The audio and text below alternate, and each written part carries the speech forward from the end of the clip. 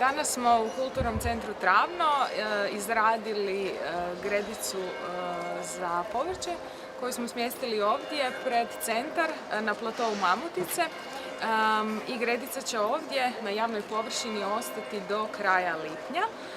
Gredicu je izradila udruga Participacija, udruga za urbanu permakulturu, tijekom jedne radionice na kojoj su nam se pridružili građani iz Travnog, čitavog Novog Zagreba i šire, kako bi naučili kako na svojim vlastitim balkonima, terasama i u drugim urbanim uvjetima bez pristupa zemlje mogu uspješno vrtlariti i to uz minimalni trud, budući da gredica koja je izrađena je samo navodnjavajuća, što znači da postoji sustav kroz koji se gredica ne zaljeva, već puni i onda kapilarno voda zapravo hrani biljke na prirodan način, odnosno odozdo, odakle korijenje i prirodno crpi vodu.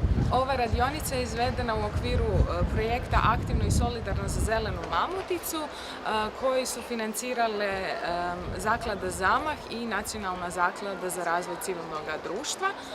I na taj način nam omogućile da osim ove gredice u svibnju također održimo jednu radionicu i predavanje vezano uz ekonomiju razmjene, gdje ćemo također postaviti policu za razmjenu pred Kulturni centar Travno i također da razgovaramo o otpadu i kompostiranju na posljednjem projektnom događanju u lipnju.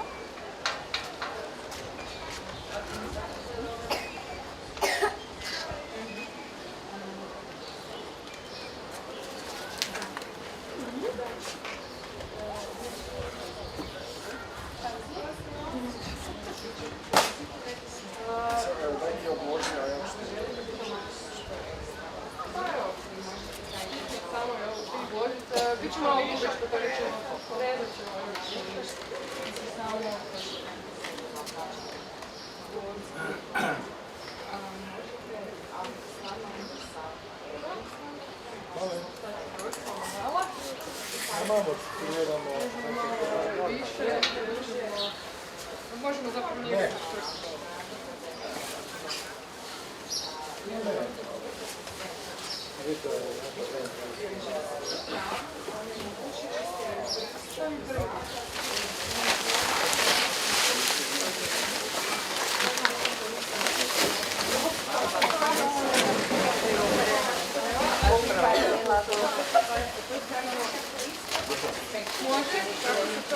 ekspandirana glina.